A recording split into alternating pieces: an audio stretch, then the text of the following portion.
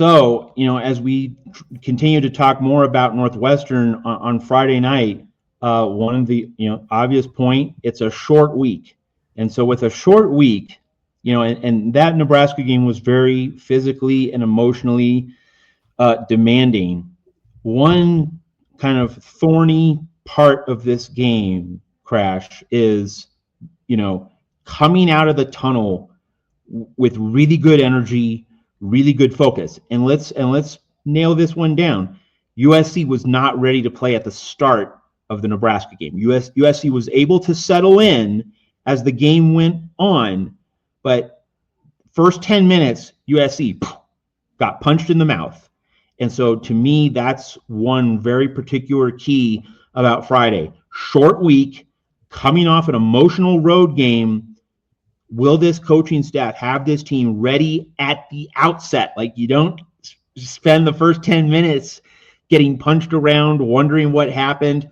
I remember the Arizona game 2 years ago. That was the 3 overtime game. Caleb Williams. USC had to scramble down the stretch, but first quarter, first 20 minutes, asleep at the wheel. And that happens a number of times under Lincoln Riley. So really big game key for me, Crash.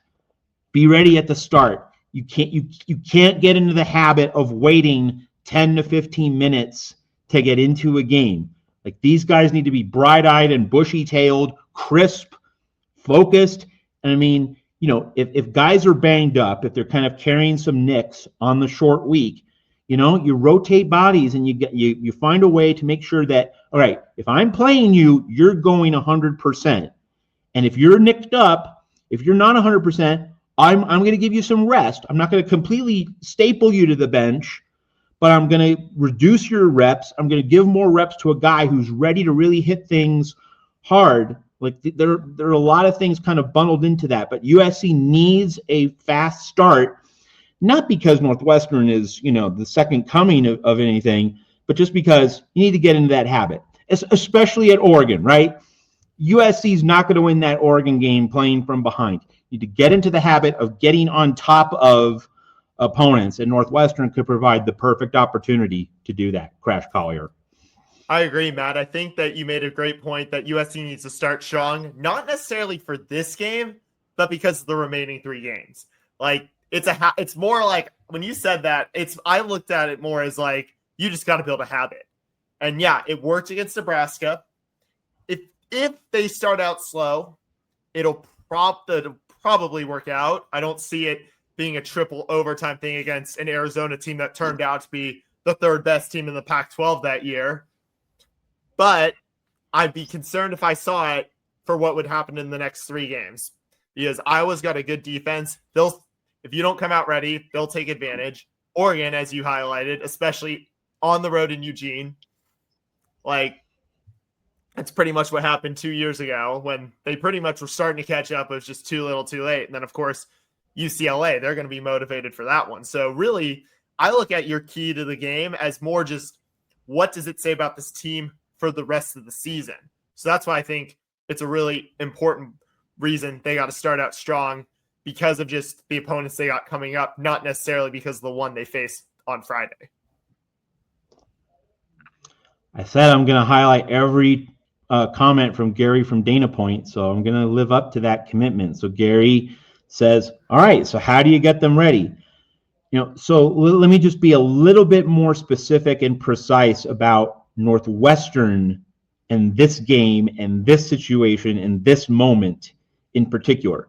Precisely because Northwestern is not in the same weight class as Iowa or especially Oregon, Gary, I think there's a real avenue on the short week for Lincoln Riley to tinker with his lineup, and, for guys who are a little bit banged up, or let's be more precise, banged up to the extent that, you're not sure if you're going to be able to get their best.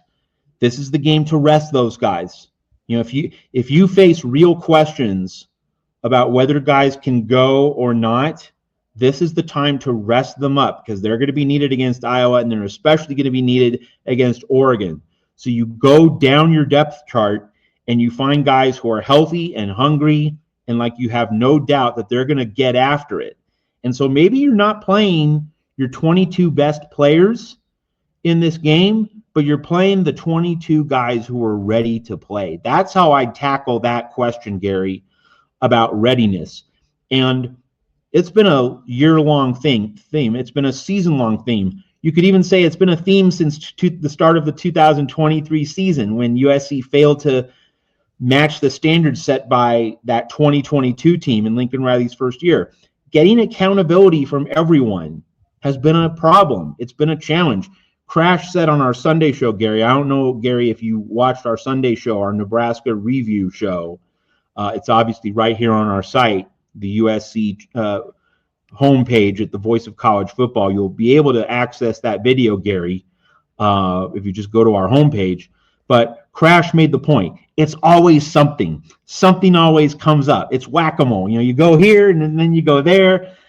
And USC needs to get out of that pattern. It can't just be always something. Can we play a complete game? Now, short week, Northwestern, I'm not expecting a flawless performance. And moreover, USC is not likely to need a flawless performance. It's just like, don't flunk, okay? A B- football game should be enough to beat Northwestern. But you're going to need your A game, right? You're going to need that elite level when you go to Autzen Stadium in a few weeks.